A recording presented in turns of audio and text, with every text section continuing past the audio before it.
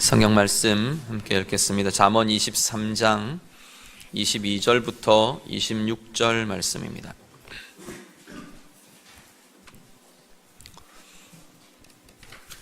잠언 23장 22절에서 26절까지 말씀입니다.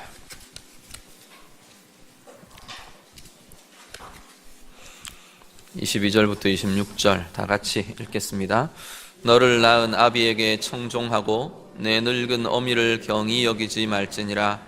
진리를 사되 팔지는 말며 지혜와 훈계와 명철도 그리할지니라. 의인의 아비는 크게 즐거울 것이요 지혜로운 자식을 낳은 자는 그로 말미암아 즐거울 것이니라. 내 부모를 즐겁게 하며 너를 낳은 어미를 기쁘게 하라. 내 아들아, 내 마음을 내게 주며 내 눈으로 내 길을 즐거워할지어다. 아멘.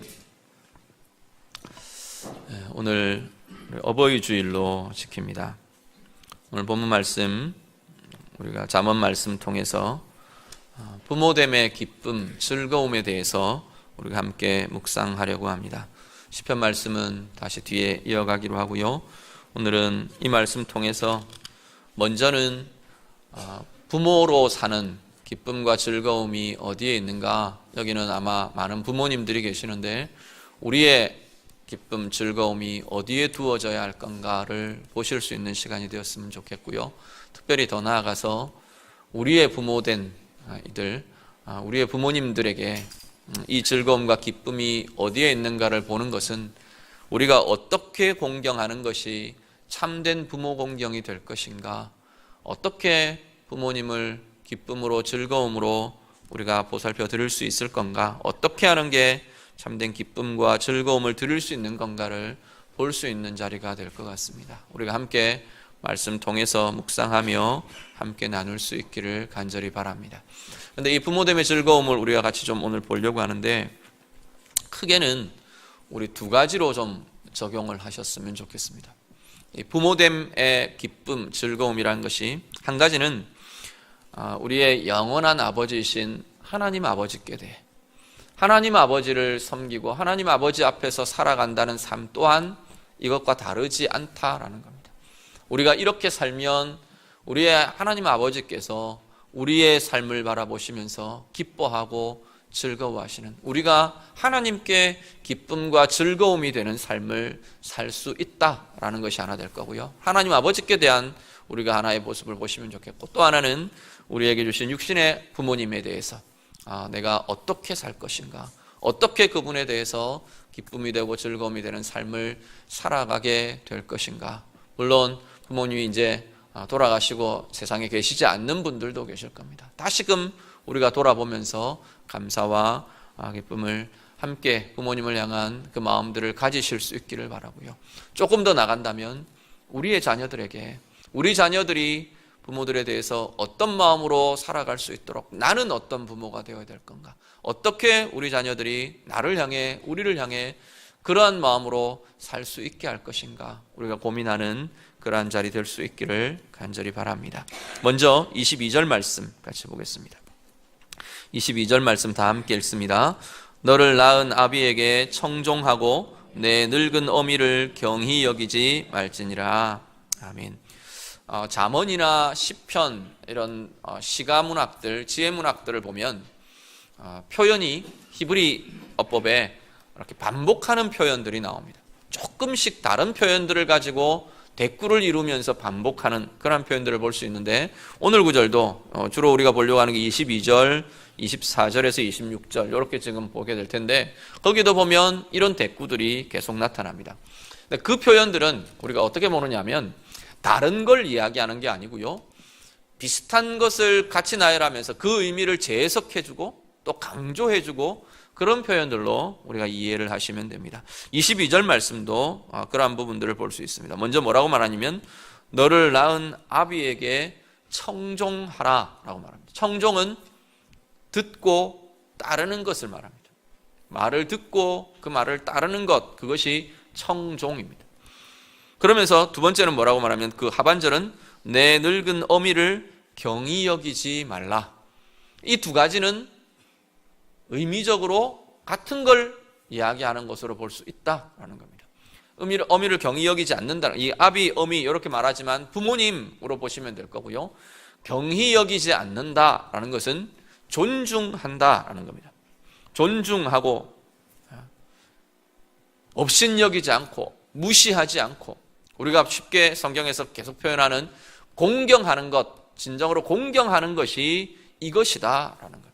그러면 공경하는 것이 뭐라고요? 앞에 표현 청종하는 것이라는 겁니다. 부모님을 공경한다라고 할 때 제일 첫 출발이 어디서부터 시작되느냐? 듣고 따르는 것에서부터 시작한다라는 겁니다. 나는 내 부모님을 공경합니다. 그러는데 부모님 말을 전혀 듣지 않아요. 부모님이 말하는 것 들을 기회도 없어요. 듣는 자리에 서지도 않아요. 연락하고 들으려고 하지도 않아요. 그렇다면 우리는 정말로 공경하느냐를 다시 한번 살펴보아야 한다라는 것이기도 하다는 겁니다. 공경의 첫 출발은 말을 듣는 것에서부터 소통하는 것에서부터 시작한다고 성경은 말씀합니다. 혹시 우리들 안에 부모님과 우리 어머니와 우리 아버지와 소통이 막혀 있는 자리가 없는가? 말을 듣는 것, 이 들으려고 하는 이 시간들, 이 기회들을 내가 갖지 않으려 하고 회피하고 거절하는 것은 없는가? 이 자리를 빌어서 우리가 한 번 더 돌아보실 수 있기를 바랍니다. 잘 들으시고 잘 들어주시고, 그리고 또 하나는 청종에 하나 있는 건 따른다는 겁니다. 따르는 것은 우리가 보통 잘 이야기하는 순종이라는 말로 우리가 성경은 다시 다르게 표현을 합니다. 우리 말씀 한 구절 같이 보시죠. 에베소서 6장 1절 말씀. 에베소서 6장 1절 말씀 다 같이 읽겠습니다. 자녀들아, 주 안에서 너희 부모에게 순종하라. 이것이 옳으니라. 아멘. 자, 에베소 6장 1절은 자녀들을 향해서 사실은 두 가지를 이야기합니다. 두 가지 명령을 하나는 공경하라는 명령이고요. 또 하나는 순종하라는 명령입니다. 공경, 앞에 말씀드린 것처럼 듣는 것에서부터 공경은 시작된다 말씀을 드렸습니다. 순종에는 앞전에도 말씀을 드리지만 부모님께 대한 순종에는 조건이 붙습니다. 주 안에서 순종하라라는 조건이 붙습니다. 근데 이 조건이 붙는 이유가 부모된 우리도, 부모된 자들도 완전한 사람이 아니기 때문에 사실은 그렇습니다. 완전하지 않기 때문에 말을 그대로 무조건 다 따른다는 것은 악이나 의롭지 않은 것들을 향해 갈 수 있는 가능성도 있다라는 겁니다. 그런데 그래서 주 안에서 순종하라라고 말합니다. 그런데 이걸 역으로 생각하면 어떻게 우리가 볼 수 있느냐 하면, 주 안에서의 문제가 아니면, 주 안에서 잘못된 것이 아니라면 따라드리는 것, 그것이 진정한 공경과 교회, 우리의 근본이 된다라는 겁니다. 주 안에서 잘못된 것이 아님에도 불구하고 우리는 내 주장하기를 더 좋아하고, 옳지 않은 것이 아닌데, 잘못된 것을 이야기하는 것이 아닌데도 내 기분과 내 감정에 맞지 않기 때문에, 내 마음에 맞지 않기 때문에 거절하고 거부하고 무시하고 그러던 것들이 혹시 많지는 않은가? 우리 자신들을 돌아볼 수 있기를 바랍니다. 이렇게 설교하지만 저도 이런 말들이 참 많이 찔림이 되고 돌아보아지는 것들이 참 많습니다. 우리 안에 이 고민들을 가지고 부모님에 대해서 공경과 사랑이라는 것, 정말로 공경한다는 중요한 것들 중에 하나가 말씀을 듣는 것, 그리고 말씀을 따라드리는 것, 이것이 하나님께서 원하시는 공경이고 부모 사랑의, 부모 공경의 중요한 길이라는 것 우리가 기억하시고 새롭게 힘있게 돌아보실 수 있는 은혜가 우리에게 있으시기를 간절히 바랍니다. 그리고 24절 말씀 같이 읽겠습니다. 24절 말씀 다 같이 읽습니다. 의인의 아비는 크게 즐거울 것이요 지혜로운 자식을 낳은 자는 그로 말미암아 즐거울 것이니라. 아멘. 자, 부모됨의 즐거움, 부모됨의 기쁨이 하나는 앞에 말씀드린 것처럼 자녀들이 말을 들어주는 것, 말을 따라주는 것, 그것이 부모된 자의 기쁨과 즐거움이라는 겁니다. 우리 부모된 우리들로 봐서도 그렇지 않나요? 우리 말을 들어주고 따라주는 것, 그게 진정한 기쁨이 됩니다. 또 하나, 두 번째 기쁨이 되고 즐거움이 되는 것은 뭐냐면 자녀들이 의를 행한다는 겁니다. 진리 안에서 행하는 것을 보는 것, 바른 길을 가고 있는 걸 보는 것, 특히나 이 진리 안에서라고 하는 것은 하나님이 보시기에 옳은 길, 하나님이 보시기에 의로운 길을 행하며 나아가는 것을 보는 것, 특히 우리 신앙의 부모님들은 그것만큼 기쁘고 즐거운 것이 없다라는 겁니다. 말씀 한 구절 더 같이 봅니다. 요한 3서 4절 말씀입니다. 요한 3서 4절 말씀 다 같이 읽겠습니다. 내가 내 자녀들이 진리 안에서 행한다함을 듣는 것보다 더 기쁜 일이 없도다. 아멘.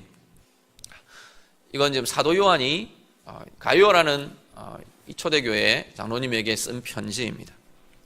쭉 이야기를 하다가 네가 이래서 좋고 저래서 너무 기쁘고 이야기를 하면서 지금 이 4절 말씀을 이야기합니다. 내가 내 자녀들이 진리 안에서 행한다함을 듣는 것보다도 내게 더 기쁜 일은 없다 말합니다. 지금 여기서 자녀들은 지금 사도 요한에게는 영적 자녀들입니다. 영적 자녀들의 진리 안에서 행한다는 소식을 듣는 것, 그것이 나를 이토록 기쁘게 한다. 이보다 더 나를 기쁘게 하는 일들은 없다. 지금 그 이야기를 하거든요. 근데 영적 자녀 말할 것 없고 우리의 육적인 자녀들, 육적인 자녀들은 육의 자녀인 동시에 영의 자녀들 아닙니까? 그 자녀들이 하나님의 진리 안에, 하나님의 의로운 길 안에 행하며 나아가는 것, 그 길을 걸어가고 있는 것, 그것을 보는 것만큼 부모들에게 기쁨이 되고 즐거움이 되는 일은 또 없다라는 겁니다. 믿지 않는 부모님에게요, 이 길들을 보여주시는 것이 그분들이 그렇게 지금 현재는 느끼지 못할지 모르지만 그분들의 영혼은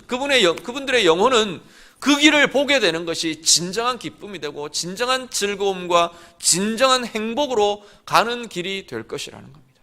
그래서 우리는, 자녀된 우리들은 우리의 삶이 하나님의 의로움의 길로, 하나님의 진리의 길로 걸어가며 행하는 것을 부모님께 보여드리는 자가 되어야 한다는 겁니다. 우리 스스로가 한 사람 한 사람이 주의 의의 길로 행하며 주의 진리의 길로 행하며 우리 부모님에게 이 진리의 길로 행하는 것을 보여줄 수 있는 참된 영혼의 즐거움을 그들 가운데 보여주실 수 있는 우리 모두 되시기를 우리 주님 이름으로 부탁드립니다. 25절과 26절 한 번 더 같이 봅니다. 본문 25절 26절 말씀 다 같이 읽습니다. 내 부모를 즐겁게 하며 너를 낳은 어미를 기쁘게 하라. 내 아들아, 내 마음을 내게 주며 내 눈으로 내 길을 즐거워할지어다. 아멘. 25절은 다시 한 번 더 이야기합니다. 부모를 즐겁게 해라. 부모에게 즐거움이 되어주라. 부모님에게 기쁨이 되어주라. 그러면서 27절 이야기를 하는데 26절 말씀을 이야기하는데 26절은 어떻게 하는 게 기쁨이냐 다시 한 번 더 이야기를 합니다. 뭐라고 말하냐면 내 마음을 부모에게 드리라. 우리의 마음을 부모님께 주라 라고 지금 이야기를 합니다. 그게 무슨 표현이냐? 하반절에 다시 설명을 하는 것이 너의 눈으로 부모님이 걸어가는 길을 정말로 즐거워해 주라. 부모님의 인생, 부모님의 삶, 부모님의 길을 네가 정말로 마음을 담아서 기뻐해주고 즐거워해주고 인정해주고 존중해주라. 그것이 부모의 삶에, 부모의 마음에 기쁨이 되고 즐거움이 될 것이라 말씀합니다. 좀 쉽게 표현하면 부모님의 인생, 부모님의 길, 부모님의 걸어오신 그것들에 대해서 이해해주고 존중해주라는 겁니다. 이게 참 쉽지가 않은 것 같아요. 자녀된 자의 모습으로 생각하면 이것이 만만치는 않은 일 같아 보입니다. 우리 그런 일들, 자녀들 그냥 쉽게 불평하며 투정하며 그런 이야기들 많이 하지 않나요? 난 아버지처럼 안 살래. 나는 엄마처럼 안 살 거야. 뭐 그렇게 이야기하는 거. 어떻게 보면 그것만큼 부모님의 마음에 못을 박는 일도 없는 것 같아요. 정반대로 지금 성경은 이야기하는 겁니다. 그게 아니라 부모의 길을 인정해 주라는 겁니다.